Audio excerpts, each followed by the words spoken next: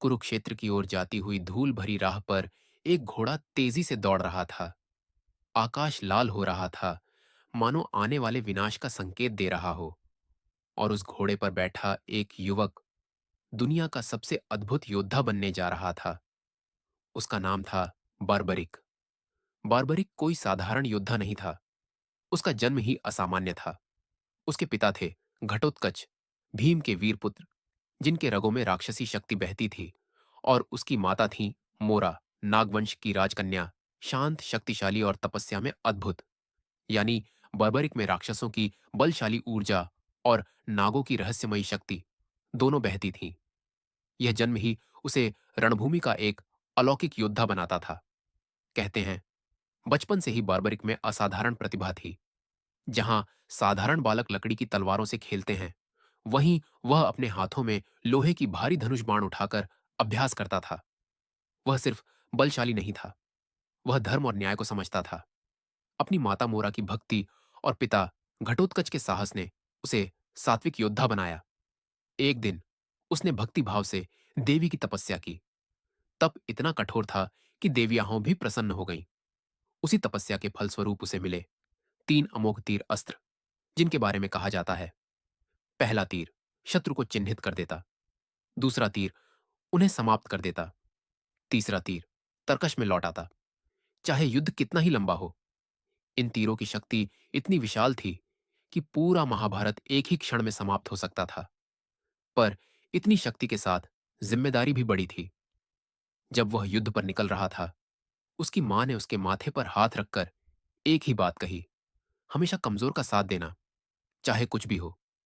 यही प्रतिज्ञा बार्बरिक की आत्मा में समा गई। वह सिर्फ योद्धा नहीं रहा, वह न्याय का प्रतीक बन गया। कृष्ण से मुलाकात, वह क्षण जिसने इतिहास मोड़ दिया।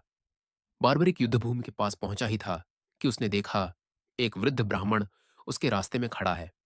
साधारण ब्राह्मण नहीं, उसकी आंखों में विचित्र शांति थी, जैसे वह सब जानता हो। वह स्वयं कृष्ण थे, पर छद्म वेश में। कृष्ण ने उससे पूछा, वत्स, युद्ध में किसका साथ दोगे?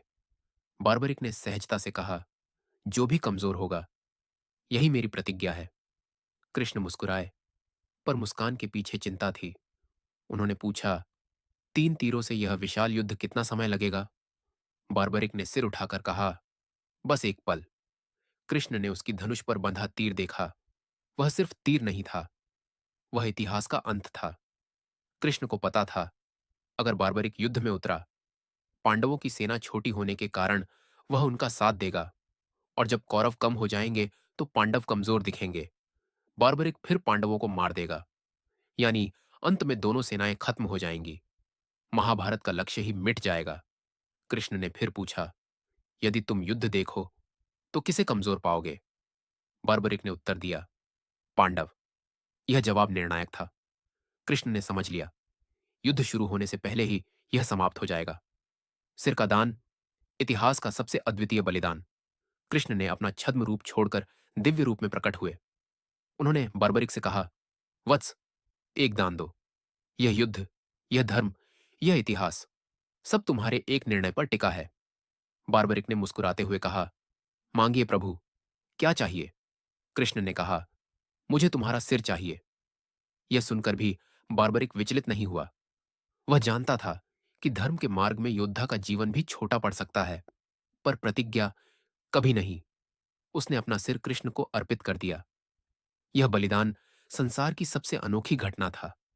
एक योद्धा जो दुनिया जीत सकता था, उसने अपनी इच्छा से मृत्यु को चुना, सिर्फ धर्म की रक्षा के लिए। कृष्ण ने उसके कटे सिर को दिव्य दृष्टि दी। उसे एक ऊंचे टीले पर स्थापित किया गया ताकि वह पूरा युद्ध देख सके। कहा जाता है कि बार्बरिक ने शुरुआत से लेकर अंत तक हर वार, हर जयकार, हर पीड़ा, हर मृत्यु, सब देखा। विजय का रहस्य, बर्बरिक की गवाही। युद्ध समाप्त होने पर पांडवों में विवाद हुआ। विजय किसकी वजह से मिली? अर्जुन बोले, मेरी गांडीव की शक्ति। भीम बोले, मेरी गदा की ताकत। सभी अपने अपने मत लेकर खड़े हो गए। कृष्ण ने कहा, चलो उस गवाह से पूछते हैं जो पूरे युद्ध का साक्षी रहा। बार्बरिक के सिर से पूछा गया, विजय किसकी वजह से हुई? कथा कहती है कि बार्बरिक ने शांत स्वर में उत्तर दिया, जहां भी मैंने देखा, वहां केवल कृष्ण का ही रूप युद्ध करते दिखाई दिया।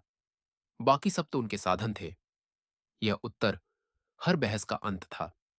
कृष्ण का वरदान, बार्बरिक से खाटू श्याम की यात्रा। कृष्ण अत्यंत प्रसन्न हुए। उन्होंने कहा, वत्स, तुम्हारा बलिदान इस युद्ध की आत्मा है। कलयुग में तुम श्याम नाम से पूजे जाओगे। जो तुम्हें पुकारेगा, तुम उसकी पुकार सुनोगे। जिसका कोई नहीं होगा, तुम उसका सहारा बनोगे।